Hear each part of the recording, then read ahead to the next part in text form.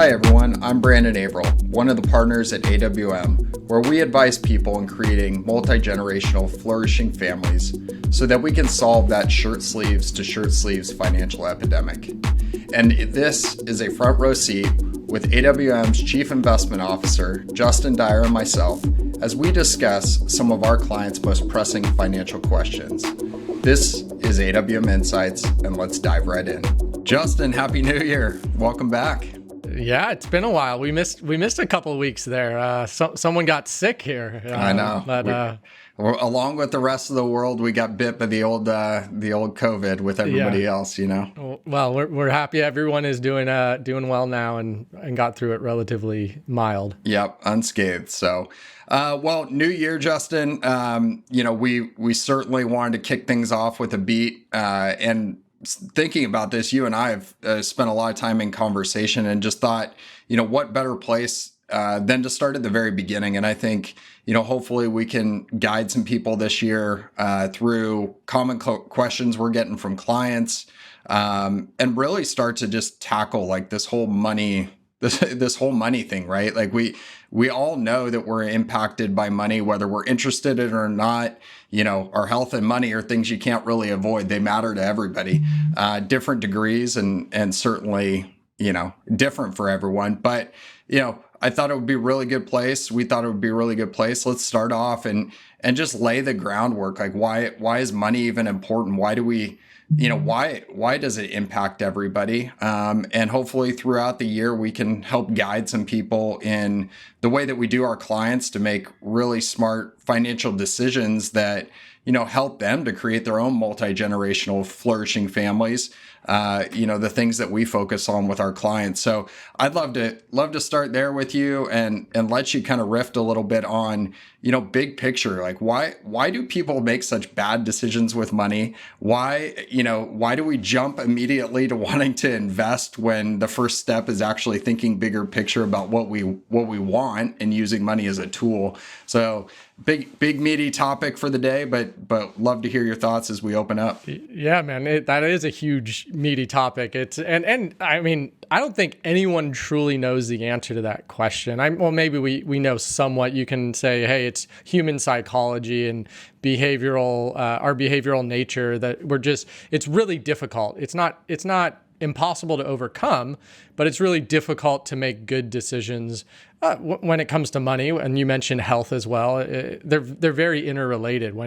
When you have kind of the immediacy or the bright, flashy influences, whether it be food on the health side or financial media or silly anecdotal comments from your buddy about whatever it may be. Last year was certainly cryptocurrency. Other years it's the hot stock of the year.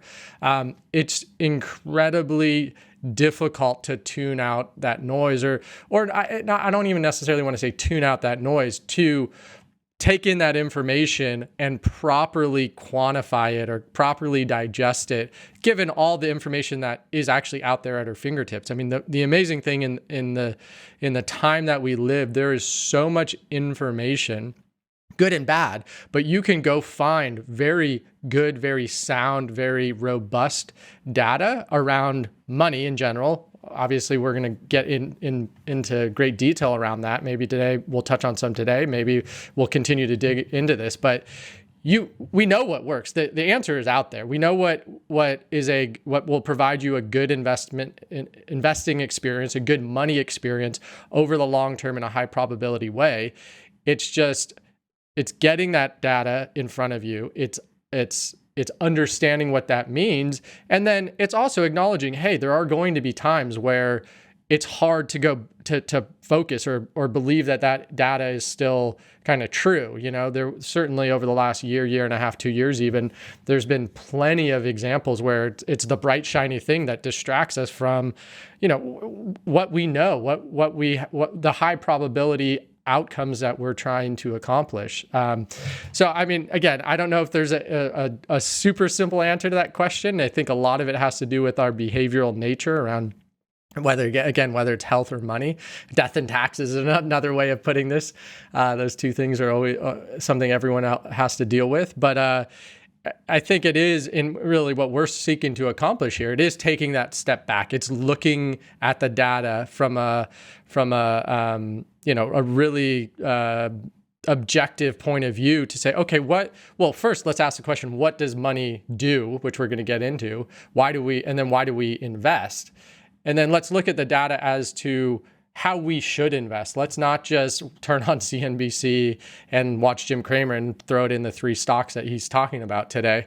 That certainly is not a robust way of managing long-term wealth. So hopefully that at least scratched the surface as an answer. Yeah, no, I think it's a great answer, a great foundation. I mean, I think you hit on it, and it resonates with me as the behavioral side, right? We're all impacted by our personal situations. I mean, Morgan Housel in his fantastic book, Psychology of Money, he has a quote that goes something like, your personal experiences with money actually make up, I think it's like 1/1000% what's actually happened in the world, but maybe 80% of how we think about it, right? So I think a good example is what happened this last year. The S&P 500, for instance, it hit 70 closing highs over the course of the year. Yeah, unbelievable. The most since 1995. And you have some people that look at that and go, shoot, let's ride this wave. Let's pump more money in, and then you have on the flip side, somebody that looks at that, like a client that texted me yesterday and said, hey, do you think it'd be smart to pull everything out and wait till this thing corrects? So I think you get both sides of the coin, but, neither are unvalidated. I mean, it's just they're based on their past experiences. And so I think what you talked about is coming back and looking at it and going, I got to first identify what we're trying to do here, right? And for our clients, again, it's going back to, we're not trying to maximize, some sort of return in a really short-term period of time. We also know that's difficult to near impossible to do, but we're actually thinking multi-generationally. We're reframing the question, reframing the problem, and saying, hey, actually, okay, let's look at that. That happened this last year. Can we, us moving in and out, is it going to impact your next generation? And the answer is, I mean, potentially negatively, but, we're just trying to make decisions in a different way. I mean, conversely, right? We've seen this NFT kind of boom, right? And you see places like Opensea, which is an NFT marketplace. They're raising money at like a $13 billion valuation. And then taking the money and turning around and buying it, or at least allegedly, or in talks to acquire Dharma Labs, a digital wallet for currencies. You start to see these things happen, and people, all of a sudden jump to, wow, like this is a huge certainty. Like I got to get in. This is the hot flying thing, when they might not be in a position to, feed their priority. And then you'll get the flip story. It's like, okay, it was such a sure thing, but so was Theranos. And I know you've got some thoughts on Theranos, but it's just not that easy. And so I think going back to that original question, what are we trying to achieve here, is the key point. Yeah, what are you trying to achieve? And then, okay, let's implement a plan. And I used the term earlier. Let's implement a plan that has a high probability, high likelihood of getting there. Nothing is certain in life. We can't predict the future. We can't predict the returns this year. Anyone who says differently is, full of crap. But we know over the long term, we have a high conviction, high expectation that a well-structured investment plan or well-structured financial plan, even let's go beyond just the investing, will likely get you to your priorities. Going back to your comment on Theranos, I mean, so Theranos, for those who don't know, it was a darling Silicon Valley startup, and raised money from all sorts of high-profile individuals. I mean, people who were secretaries of state, national security advisors, et cetera, et cetera. It's an incredible list. A lot of these individuals served on the board. Young woman, Stanford graduate, had a supposedly revolutionary blood testing technology, and a whistleblower came out. I think the Wall Street Journal actually published the article a couple of years ago that basically, exposed the fraud or accused her of fraud. And anyway, fast forward to, when was it, last week, I believe, or this week, she she had been taken to court for fraud and was found guilty on a number of counts held against her. And, even the court case aside, these investors, and I think the last time it actually raised money, it raised money at a $9 billion valuation. All the investors, they have nothing as a result of that. Risk is there. So going back to your Opensea valuation, $13 billion valuation, I don't know if it's worth $13 billion. I know if we were participating in that, it would be a small fraction of one's portfolio. The whole NFT, again, crypto world, we've talked a lot about that. Blockchain is interesting. There's so much money in the space and so much innovation going on that it's so hard to pick the true winners. But does it make sense to have a small allocation there through some private market vehicles? Yeah, potentially. And, that's more of the picks and shovels approach that we talk about, where it's not necessarily the cryptocurrency.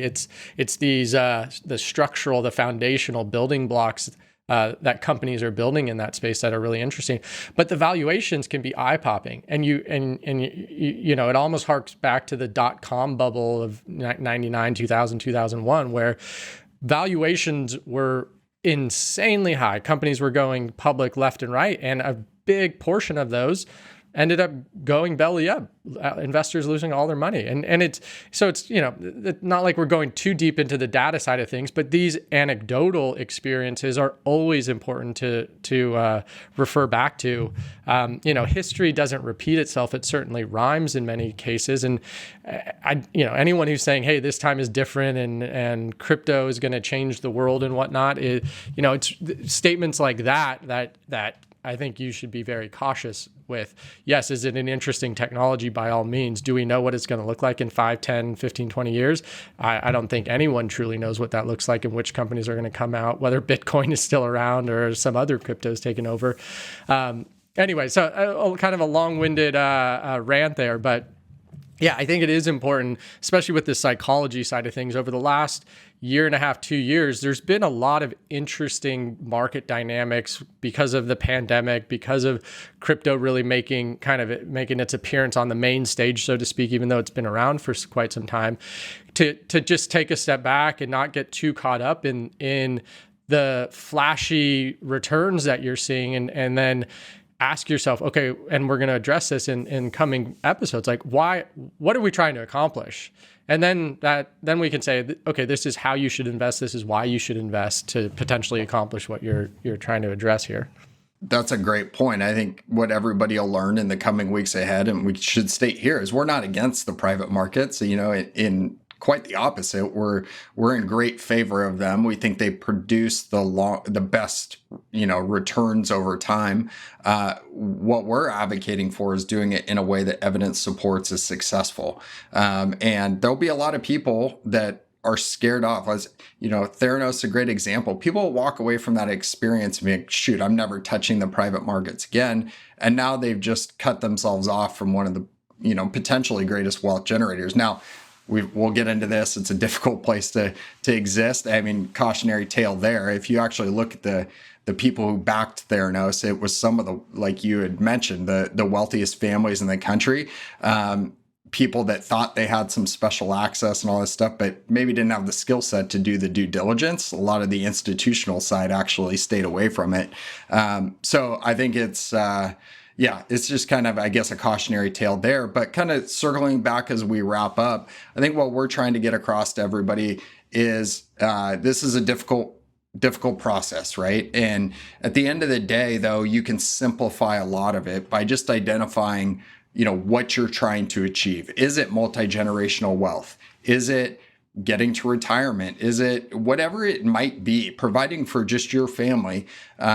You got to figure out those priorities and allow them to drive your decisions, because that's going to take a lot of the emotion and set it aside. If I look at it, I get jazzed all the time. I see these companies I get really excited about.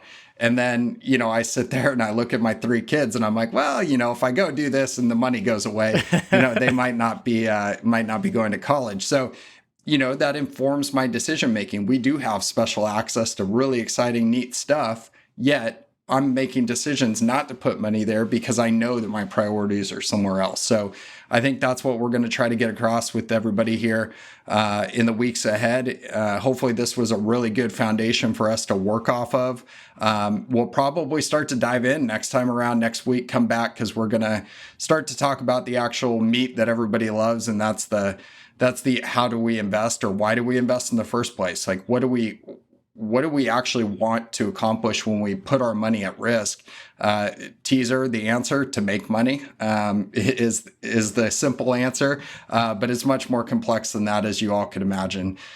So anyways, we look forward to sticking with you this year. We'd love to hear your thoughts, stuff you want to hear about. So if you have any input, if you're interested in additional information, head over to awminsights.com. We got some resources you can download there. And until next time, own your wealth, make an impact, and always be a pro.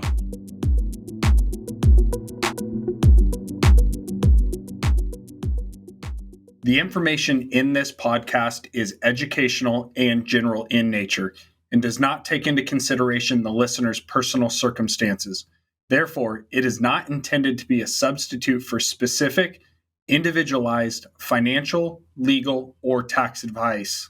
To determine which strategies or investments may be suitable for you, consult the appropriate qualified professional prior to making a final decision.